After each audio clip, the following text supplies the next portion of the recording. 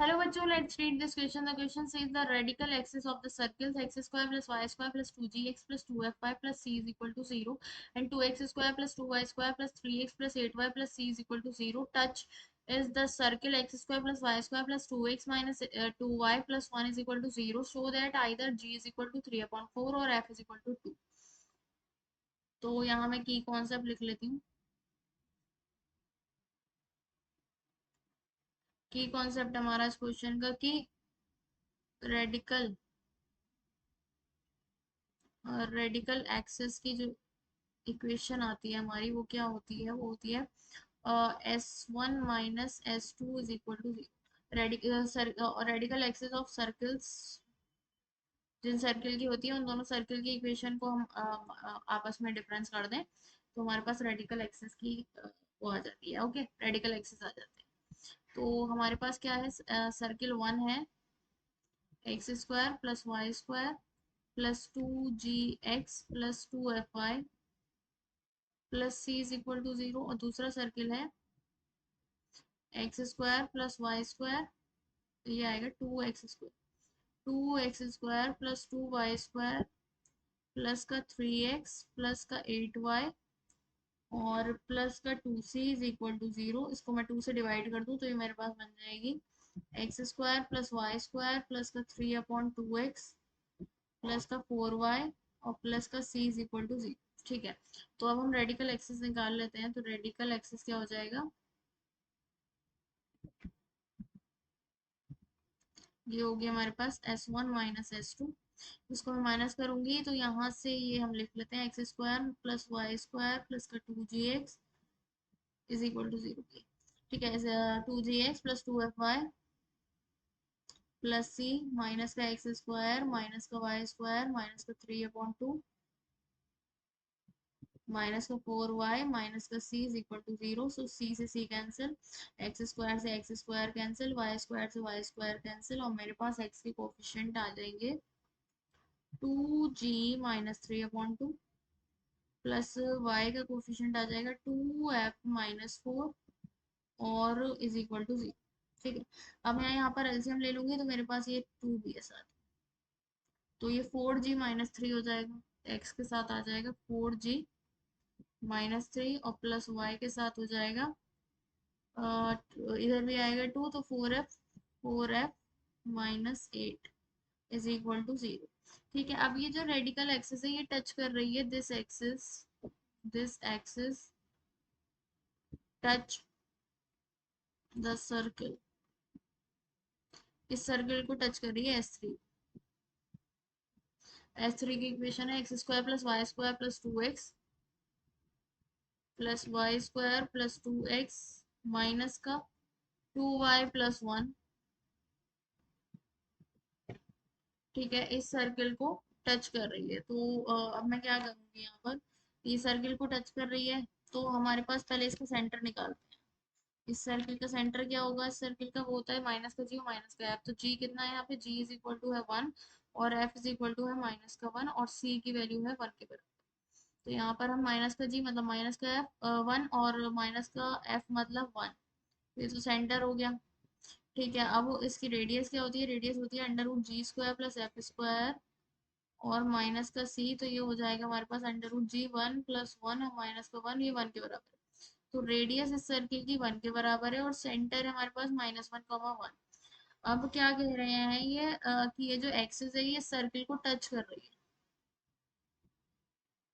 ये हमारा सर्किल है, ये है रेडिकल एक्सिस. इस सर्किल को टच कर रही है मतलब ये हमारा क्या है, सेंटर है -1, 1. अभी इसको टच कर रही है मतलब इससे जो डिस्टेंस होगी परपेंडिकुलर डिस्टेंस, ये रेडियस है तो ये तो क्या होगी, परपेंडिकुलर होगी. तो ये जो डिस्टेंस होगी वो रेडियस के बराबर होगी. तो हमारे पास क्या होता है फॉर्मूला कि किसी लाइन से जैसे कि अगर कोई पॉइंट है P जिसके कोऑर्डिनेट्स है x1, y, ठीक है, और कोई लाइन है ax plus b y plus c is equal to 0. तो इस पॉइंट से इस लाइन की जो परपेंडिकुलर डिस्टेंस होती है वो d होती है, वो बराबर होती है किसके, d is equal to ax1 plus by1 plus c upon under root a square plus B square. ठीक है, तो यहाँ पर मैं ये निकालूंगी तो मेरे पास क्या आ जाएगा, ये डी की वैल्यू। इस केस में मेरे पास ये जो होगा ये डी होगा। तो ये डी किसके बराबर आ जाएगा, ये मेरे पास आएगा ए। कितना है, ए है यहाँ पर 4g-3। 4g-3 और x1 कितना है, x1 है -1, तो ये माइनस का आएगा। और प्लस का 1, 4f-8। और प्लस का c तो हमारे पास 0 है, अपॉन अंडर रूट 4g², इसका स्क्वायर 4g-3 का स्क्वायर, और प्लस 4f-8 का स्क्वायर इज इक्वल टू, ये 1 के बराबर होगा क्योंकि रेडियस है। ठीक है, ये 1 के बराबर होगा। अब इसको मैं इधर ले जाऊं, इसका हम ये निकाल लें। इसको हम लेकर आते हैं, क्या आ रहा है मेरे पास, ये आ रहा है 4f-8 और माइनस का 4g-3 upon under root 4g-3 का स्क्वायर और प्लस 4f-8 का स्क्वायर इज इक्वल टू 1 के बराबर आ रही है। ठीक है, डिनोमिनेटर को इधर लेकर आएंगे तो मेरे पास आ जाएगा ये क्या, मॉड में 4f-8 और -4g-3 is equal to under root 4g-3 और प्लस 4f-8 का स्क्वायर। अब मैं स्क्वायरिंग को उधर साइड कर दूं तो यहाँ पर ये मॉड हट जाएगा और ये आ जाएगा हमारे पास 4f-8 -4g-3 इसका whole square is equal to 4g-3 का स्क्वायर प्लस 4f-8 का स्क्वायर। ठीक है, ये आ गया हमारे पास। अब देखिए यहाँ पर ये क्या बन रहा है, इसको मैं ए मान लेती हूँ। Let 4f-8 is equal to A और 4g-3 is equal to B. मैं मान लूँ तो ये मेरे पास क्या बन रहा है, ए माइनस बी का होल स्क्वायर, और ये बन रहा है is equal to a square. ये कितना, 4g-3 है तो बी है, तो बी स्क्वायर और प्लस का ए स्क्वायर। इसको मैं खोल लूँ, ये हो जाएगा A square plus B square minus का 2ab is equal to B square plus A square, है ना। बी स्क्वायर से B square cancel, A square से ए स्क्वायर कैंसिल, तो ये क्या आ रहा है, माइनस का 2ab इज इक्वल टू 0।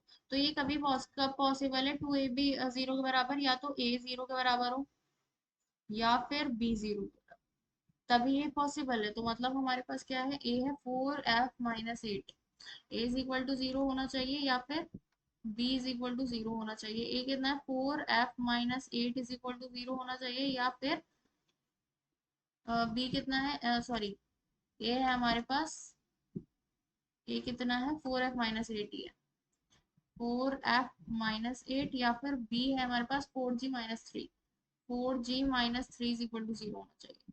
तो यहाँ से हमारे पास f की वैल्यू 2 के बराबर आनी चाहिए, f तो 2 होना चाहिए, या फिर g की वैल्यू 3/4 के बराबर आनी चाहिए।